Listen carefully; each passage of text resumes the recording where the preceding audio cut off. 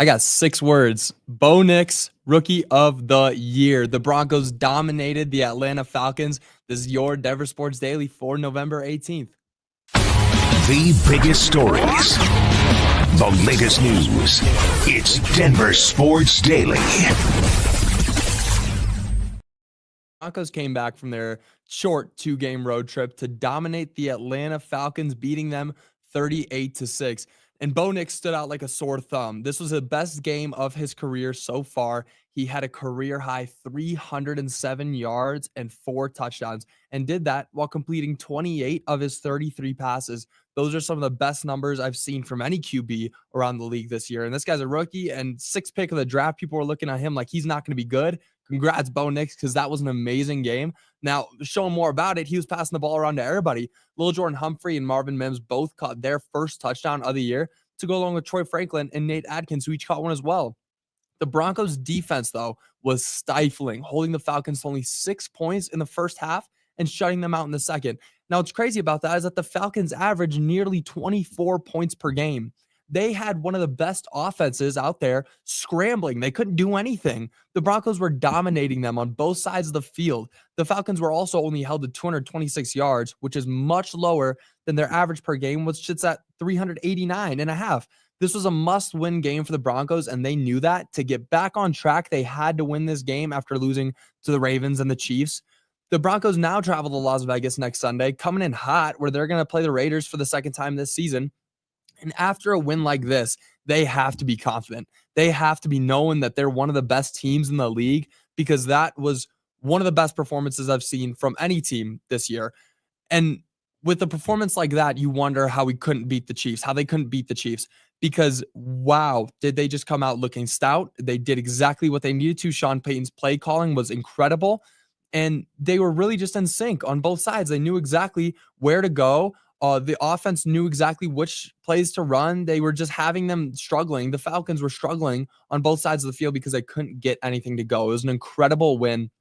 And it gives a lot of hope to people around Denver that the Broncos may be playoff contenders. And now winning this game, they're 6-5. So they have a lot to look forward to, especially going into Las Vegas next week, because that should be a game that they can win as well. So that's incredible. Great job, Broncos. Exactly what we should be seeing from this team. And now another dominating win in Denver this week. The CU Buffs ran through the Utah Utes, beating them 49-24. Now, it seemed like the game would be closer of a contest than it actually was at the beginning, as Shadir Sanders threw an interception on the first play, but then CU held them Utah to a field goal, then scored a touchdown on the next drive and opened up the lead from there. Sanders ended up having another amazing game, throwing for 3 touchdowns and 340 yards like he's been doing, because he's great. This guy's a top 5 pick. Travis Hunter also continued his Heisman campaign, recording 55 receiving yards, a rushing touchdown, and an interception. He also had an amazing catch. If you were watching, there was 4th down late in the game. He elevated to make the catch over 1, 2, 3, 4 defenders. He jumped over 4 defenders and caught the ball. This guy's a freak of nature. He's incredible. He's going to be a top 5 pick as well. Top 3, I'm thinking. But now after this win, CU is set up in a really good position to claim the Big 12 title, especially after BYU lost their matchup against the Kansas Jayhawks, who the Buffs will play next week. So now you're looking, this is going to be a great game with CU and Kansas matching up, because if they can beat Kansas, now they'll beat a team that beat BYU. That's kind of confusing there for a second when I explain it like that. But if they can beat that team who just beat the number 1 in the Big 12, that'll set them up in a really good position to claim the title. And now it really doesn't matter all that much if they're 1 or 2, if they're the 1 or 2 seed in the Big 12, because they're going to get to play in that matchup anyways. But that's a really good position to be in for them. Number 1 puts them on the watch list for the rest of the league. And now they're going to come in with a little bit more heat. They're going to be like, okay, we want to save this. We want to, actually go to the playoffs. So what they need to do now is actually they need to continue winning out. They need to beat Kansas next week, and then Oklahoma State the week after that. And then in the Big 12 matchup, if they play BYU, if that's the matchup and that's where it ends up, because there could still be some movement there, they need to win that game, and then they'll be in the college playoffs, the first 12-team college playoffs. And that would just be something of That'd be something the movies are made of, honestly. Like, that is a great storybook ending to the Shadur and Travis Hunter era at CU. And then there's all these questions about, is Dion gonna stay, which I think he will. I think it's gonna be good. But wow, what a season so far for CU. This has just been so much fun to watch. Now, moving on, it is an Avs game day tonight. The Avs take the ice against the Philadelphia Flyers tonight at 5 p.m. This past Friday, Colorado took an L to the Washington Capitals, spoiling the much-anticipated return of Val Nichushkin, who was suspended for 6 months and then placed in the NHL Player Assistance Program. And he played great. I thought he played very well. Watching him, he looked like he was ready to step back on the ice, and hopefully he can just keep himself out of trouble on the outside of the league, outside of the game. But he did look good. I think that there's going to be some time to finally get him back into the game. 6 months is a long time to be out, but still, it is very good to see that people like him and then Jonathan Drouin, and Miles Wood, who also made their return to the ice after being activated from IR. It's good to see that they're all getting back, because it is going to be very important for this team to have those three players, because they are integral to the Avs, especially with Gabe Landeskog still out. Those three will be a key piece to the team if they want to make a deep playoff run. They're going to have to use those players. They're going to have to look great. And sure, there's going to be a bit of a learning curve. And you would think that there wouldn't be, because these players have been on the team for a while. But still, it's going to be a bit of a curve to finally get everything back in action after starting the way we started and getting the players who've been out there off the ice, moving around. There's a lot of moving pieces to this. So there's going to be a bit of a learning curve, but I think that it's going to be great once everything can get settled, if that makes if that gives anybody any comfort. And with Gabe Landeskog still out, I think that you're going to have to learn a little bit, but Gabe is a major piece too, especially for the locker room. He's just there's going to be a learning curve there. That's where I'll leave that. Now, this next segment is brought to you by Smashburger. The Denver Nuggets lost back-to-back games this weekend to the New Orleans Pelicans and Memphis Grizzlies. The Nuggets lost to the Pelicans in their first game of the 2024 NBA Cup, 101-94, and they were blown out last night by the Memphis Grizzlies, 105-90. Last night, the Nuggets offense looked just lackluster, to say the least, shooting 41% from the field, 32% from the three, and knocking down only 71% of their free throws. Julian Strawther did show up in the loss. He matched his career high with 19 points. But then there's players like Jamal Murray and MPJ who need to be the main scorers on this team when Nikola Jokic is out, like he was the past two games.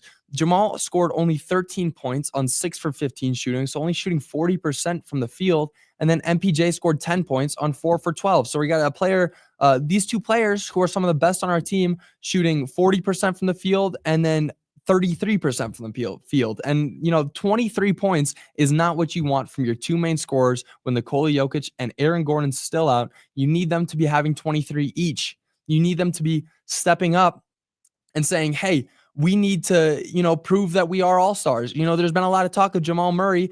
Is he an all-star? He should be an all-star. But if he's not going to be out there able to score without Nikola Jokic, then is he an all-star? And I love Jamal. I'm a day one Jamal defender, but I think that he needs to step up and really show that he is available to score and to move the rock and to, win games without Nikola Jokic on the field. And there's a stat that I brought up last week with advanced metrics and player efficiency, all of that combined with Nikola Jokic on the court, the Nuggets are projected to be a 60-win team.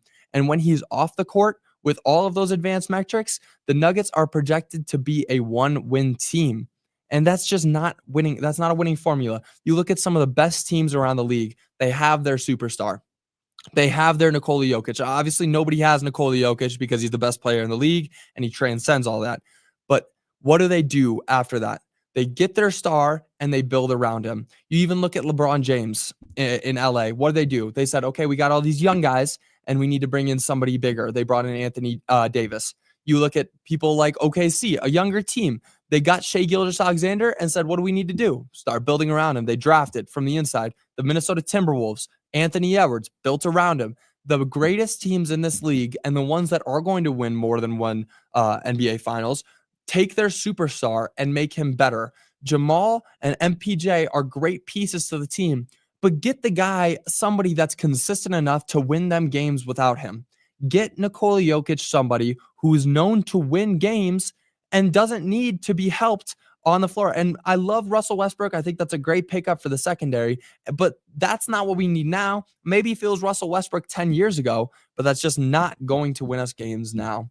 Now, Memphis overall had 6 more rebounds and 8 more assists, 1 more steal, and 5 more blocks than the Nuggets, and obviously more points than the Nuggets. They beat us on every facet of the court. Nikola Jokic has obviously put them way behind, proving that the Nuggets can't win without the 3-time MVP. So it's very disappointing to see that loss, but hopefully they can get back on track when the big man comes back. Now, moving on, if you're a fan of TNT's Inside the NBA, you might have been disappointed when they announced that they would be discontinuing the show featuring Shaq, Charles Barkley, Ernie Johnson, and Kenny Smith. But there's some good news. ESPN announced earlier that it would be the exclusive home for the show in 2025 and 2026. We have long admired the immensely talented team and are thrilled to add their chemistry and knowledge to the robust set of NBA studio offerings to super serve NBA fans like never before, said ESPN chairman Jimmy Pitaro. ESPN will televise the pregame, halftime, and postgame show for NBA on NBC, Christmas games, and playoffs, and the finals. Amazing. It's one of the best shows on TV right now. Those 4 guys have chemistry like no other. That's just a little bit of good news to throw in there after that upsetting Nuggets and Avalanche loss. But hey, overall, a good weekend for Colorado. That is going to do it for your Denver Sports Daily. Just great to see what the Broncos can do and the CU Buffs are doing right now. It really, really is going well. It could be so much worse with the Nuggets and the Avs. But overall, Colorado right now is in a great place. Now, I do want to read some of your comments. What a game. We got one. Yeah, we do. Yeah, we do. We got one. We got one. What else? Oh, great. Now we get to hear all the Jokic hate on ESPN now. That's one thing that I will. I mean, Jokic hate is just so annoying. I really can't stand it. Why do we hate the greatest players? That's why I chose to never hate on LeBron. I won't hate on players like Jason Tatum. I never hate on Kobe. You gotta respect the great players. You just gotta give them love while they're still here. So no, I definitely agree with you there, RJ. But that's going to do it for your Denver Sports Daily today, guys. It's going to be so much fun. Tomorrow, I'm going to be recapping the Avs game. It's going to be a great week. We got a lot of big games. And then this weekend, let's start getting ready. We got another Raiders game. Those are always so much fun. So I'm definitely looking forward to that. But until then, guys, I will see you tomorrow. Bye.